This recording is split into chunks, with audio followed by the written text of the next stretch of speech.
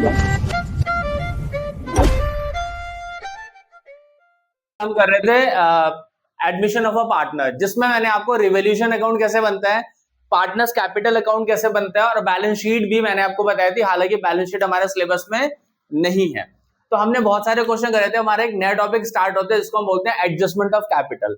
It means when the new partner come to the business, जब एक नया partner हमारे बिजनेस में आता है तो उस टाइम पे एक एडजस्टमेंट होती है। हमें कहा जाता है कि हमें पुराने पार्टनर्स की जो कैपिटल है उसको एडजस्ट करनी है according to the new partner's capital, या हमें ये बोल सकते हैं कि पुराने पार्टनर्स की जो कैपिटल है उसके अकॉर्डिंग हमें नए पार्टनर्स के कैपिटल को क्या करना है, एडजस्ट करना है। तो अभी यहाँ पे दो केसेस होते हैं, या तो नए के हिसाब से होगा या फिर पुराने के हिसाब से होगा। तो यहाँ पे आपके पास नए के हिसाब से कर रहे हैं। किसके हिसाब से कर रहे हैं? फर्स्ट नए के हिसाब से, यानी कि न्यू पार्टनर की जो कैपिटल है उसके बेसिस पे पुराने पार्टनर्स के कैपिटल को क्या किया जा रहा है, एडजस्ट किया जा रहा है। अगर इसमें कुछ नुकसान है, या ऐसा होता है ना कि ए के पास है, जब हमने न्यू पार्टनर के हिसाब से कैलकुलेट करी जो कैपिटल हमारी आई, वो एक जस्ट सपोज टू बी ए की 60, बी की 40 और सी जितनी लेके आया था उसकी उतनी कैपिटल थी। तो यहाँ पे जब हम कैलकुलेट करेंगे रिवोल्यूशन अकाउंट और पार्टनर्स कैपिटल अकाउंट बना के, तो एट द लास्ट आपका बैलेंस कैरिड डाउन आता है। तो जब बैलेंस कैरिड डाउन आता है तो उसमें पता लगता है कि पार्टनर्स के पास कितना पैसा है। तो यहाँ पे ये चीज देखी जाएगी कि जब जैसे सपोज टू बी आई एक पार्टनर है तो उसके पास कितना पैसा है खर्च करने के बाद। अगर जो उसका पैसा है जो एडजस्टमेंट मैंने करी है उससे कम है तो वो लेकर के आएगा, और अगर ज्यादा है तो हम उसको वापस कर देंगे। इट मींस नए पार्टनर के हिसाब से पुराने पार्टनर हमने कैपिटल रखेंगे, एनी एक्सेस और डेफिशिएंसी होगी वो उसको एडजस्ट करेंगे। अगर एक्सेस कैश होगा तो वापस लेकर के जाएगा, और अगर डेफिशिएंसी होगी तो वो लेकर के आएगा। इसकी एडजस्टमेंट भी दो चीजों से होती है बच्चों, या तो होती है बाय कैश और यह होती है करंट अकाउंट से। किससे होती है? करंट अकाउंट से। तो अगर आपको बोला गया है कैश से करनी है तो हम कैश से करेंगे, इस क्वेश्चन में कैश बोला गया तो हम कैश से डील करेंगे, और अगर आपको करंट अकाउंट से बोला गया है तो आप करंट अकाउंट से डील करेंगे। लेकिन मैं आपको एक बात बता दूं बच्चों कि करंट अकाउंट से डील करना ज्यादा बेटर भी क्या, बेटर तो खैर कुछ भी हो सकता है, लेकिन अगर आपको क्वेश्चन में नहीं बोला है कि किससे डील करी जाए, कैश से या करंट अकाउंट से, तो आप किससे डील करेंगे? करंट अकाउंट से डील करेंगे बच्चों by default. Is that clear? Question number 72 है हमारा टीएस ग्रेवाल का, जिसमें हमारे पास बैलेंस शीट दे रखी है और कुछ एडजस्टमेंट है। पहले रिवोल्यूशन अकाउंट बनाते हैं बच्चों। सबसे पहले उन्होंने बोला Nishu was admitting 50,000 as his capital, Nishu will bring 56,000 as his capital, कोई दिक्कत नहीं है। Goodwill of the firm is valued at 84,000, यानी कि जो पूरे के पूरे फर्म की जो गुडविल है वो कितनी है? 84,000। अब उसके बाद and Nishu will bring his share of goodwill in cash, और जो निशु है वो अपनी गुडविल कैसे लेकर के आई है? कैश में लेकर के आई। किस में लेकर के आई है? कैश में। थर्ड बोले इसने plant and machinery be appreciated by 20%। तो जो भी एसेट्स और लायबिलिटीज की एडजस्टमेंट होती है वो हमारे रिवोल्यूशन अकाउंट में आती है। तो थर्ड एडजस्टमेंट है कि plant and machinery be appreciated by 20%, और प्लांट एंड मशीनरी कितनी है बच्चों आपके पास? 70,000। तो फायदा होता है बाय साइड पे, नुकसान होता है वो टू साइड पे। पहले भी आपने रिवोल्यूशन में करा है। तो बाय साइड में बाय प्लांट एंड मशीनरी 20% यानी 14,000 रुपीज। Is that clear? उसके बाद उन्होंने बोला कि all debtors are good. It means the provision for doubtful डेब्ट जो हमारे पास ऑलरेडी पुरानी बैलेंस शीट में है, there is no need to maintain the provision for doubtful डेब्ट अगर डेटर्स आर गुड है तो यहाँ पे प्रोविजन कितना? 7,000 रुपए का मेरा फायदा हो गया बाय प्रोविजन फॉर डाउटफुल डेब्ट। आप इसको पूरा पूरा लिख लेंगे, कितने का? 7,000 रुपीज मेरे पास है। उसके बाद इन्होंने बोला है कि there is a liability of 9,800 included in sundry creditor that is not likely to arise, यानी कि 9,800 रुपए क्रेडिटर्स को मेरे को देने थे और अब मुझे उसको नहीं देने। आ रही है मेरी बात समझ में? तो 9,800 मुझे नहीं देने तो मेरा फायदा हो गया बाय क्रेडिटर जो मेरे को पेमेंट नहीं करनी, 9,800 रुपए, 9,800 रुपए। उसके बाद बोले capital of issue and Vishu will be adjusted. Okay, वो तो एडजस्टमेंट ऑफ कैपिटल में आएगा। तो यहां पे मेरे पास लॉस कुछ नहीं है, लॉस। तो बच्चों टोटल बताइए मुझे कितना टोटल हो रहा है?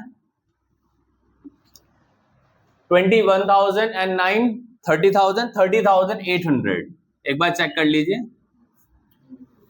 30,800। तो ये मेरा आ गया टू प्रॉफिट। कितना? 30,800। और हमारे पुराने पार्टनर जो आई और वी था ये उनको बढ़ जाएगा, उसको बढ़ेगा बेटा आई और वी को। कितना कितना रेशो है 3:2, तो 3:2 में बांट दीजिए जरा 30,800 को फटाफट से। 18,480 3:2 में 18,480 एंड 12,320 रुपीज। रिवैल्यूएशन अकाउंट वैसे भी आप लोगों को आता है, इसमें कोई बहुत बड़ी बात नहीं थी। सबसे मेन है हमारा एडजस्टमेंट ऑफ कैपिटल। अब हम करते हैं इसको स्टार्ट। सबसे पहले क्या आएगा बच्चों, by balance brought down. How much we have, 1,19,000 और 1,12,000, 1,19,000 और 1,12,000 रुपए। उसके बाद Nishu will bring 56,000 as capital, तो बाय कैश कितना लेके आई है ये 56,000 जो कैपिटल लेकर के आई है। उसके बाद बोला है कि goodwill of the firm is valued at 84,000, कितने गुडविल है 84,000।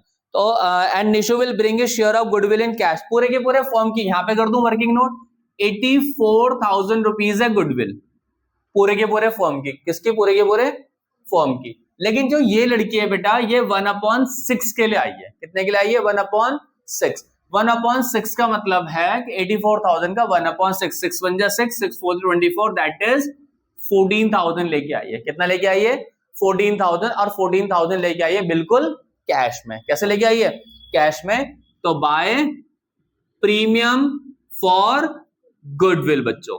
तो ये जो 14,000 रुपीज लेकर के आई है, इसमें न्यू रेशो नहीं है हमारे पास, तो 14,000 रुपीज ओल्ड रेशो में बट जाएंगे। क्यों, क्योंकि न्यू नहीं है, तो ओल्ड को ही क्या मानते हैं हम, सैक्रिफाइसिंग रेशो। तो बताइए मेरे को 14,000 अगर 3:2 में बटेंगे तो कितने कितने बटेंगे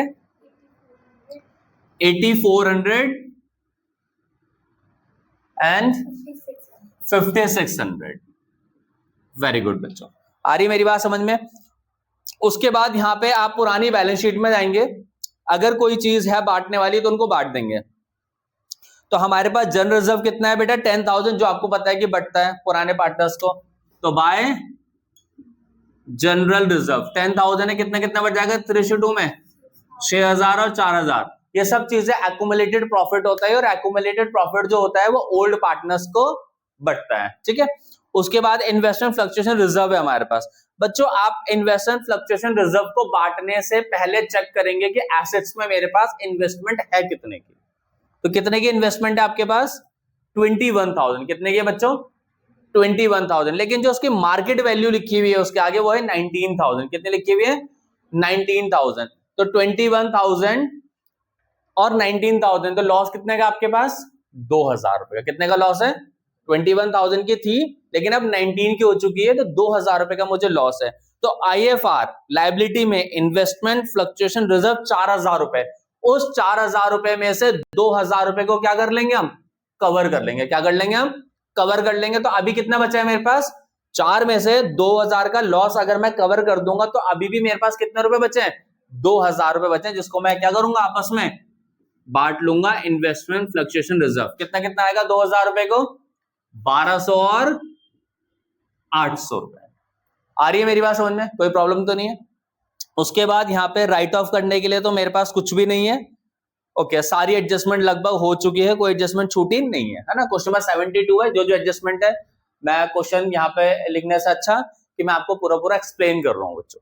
तो इसमें देखिए capital of issue Vishu will be adjusted on the basis of Nishu capital. Okay, तो फर्स्ट ऑफ ऑल मैं यहाँ पे कर रहा हूँ, आप लोग थोड़ा सा देखिएगा, यहाँ पे कर रहा हूँ, और जो एक्स्ट्रा बचेगा उसको मैं यहाँ पे कर लूंगा। ठीक है, नीचे की तरफ एडजस्टमेंट। तो यहाँ पे मैं निकाल रहा हूँ calculation of new ratio, calculation of new ratio.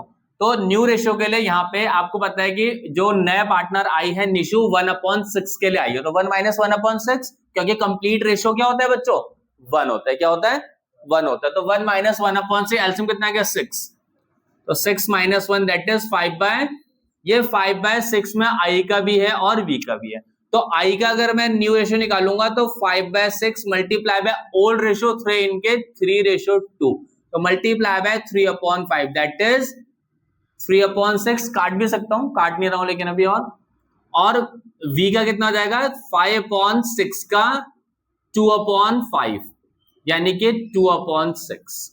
तो जो रेशो बनेंगे मेरे 3/6 रेशो 2/6 रेशो 1/6। तो यानी कि जो न्यू रेशो बने मेरे वो क्या बने बच्चे 3:2:1। अब जो है कैपिटल लेकर के आया है 1/6 के लिए, वो कितने कैपिटल लेके आया 1/6 के लिए, दैट इज 56,000। कितने बच्चों 56,000। तो इट मींस 56,000 मल्टीप्लाई बाय 6 क्या निकल जाएगी मेरी ये total capital of the firm, पूरे के पूरे फर्म के टोटल कैपिटल।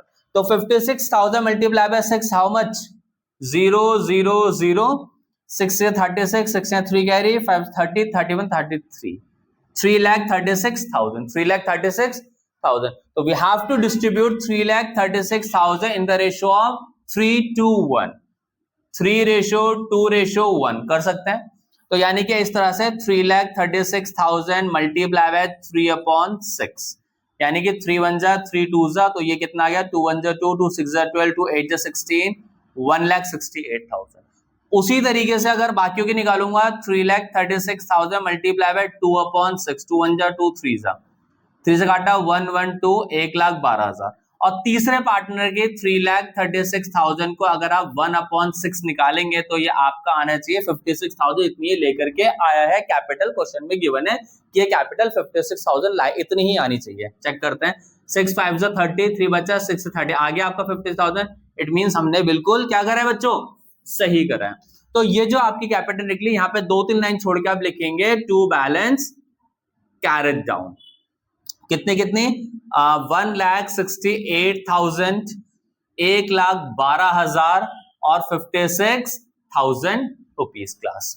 अब क्लास इसमें सब कुछ लिख दिया मैंने, लेकिन मैंने रिवैल्यूएशन का प्रॉफिट अभी तक ट्रांसफर नहीं करा, तो मैं ट्रांसफर कर देता हूं बाय प्रॉफिट ऑन रिवैल्यूएशन। कितना प्रॉफिट है मेरे पास 18480 और 12320।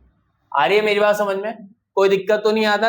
ओके, अब क्लास आप लोग मेरे को इसका टोटल करके बताएंगे कि इसका टोटल कितना आ रहा है। हमारे पास दो तरीके के मेथड है, आप टोटल करिए।